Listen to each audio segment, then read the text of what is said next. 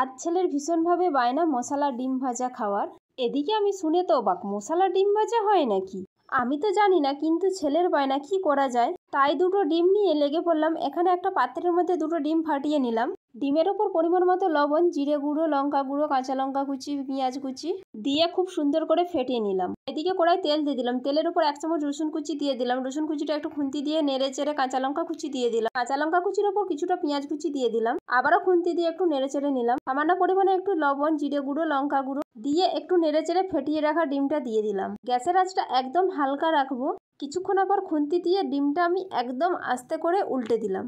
এরপর উল্টে পাল্টে খুব সুন্দর করে ভেজে একটা প্লেটের উপর তুলে নিলাম। এখানে আমি ডিমটা নিজের আইডিয়া, হাতের সামনে যে মশলা ছিল সেটা দিয়েই বানালাম। আপনারা চাইলে এখানে প্রায় মশলাটা বানানোর সময় ধনেপাতা কুচি, চিকেন মশলা দিতে পারেন। ছেলেকে দেওয়ার আগে আমি একটু টেস্ট করলাম, দারুণ হয়েছে। রেসিপিটি ভালো লাগলে আপনারাও বাড়িতে একবার হলেও ট্রাই করবেন।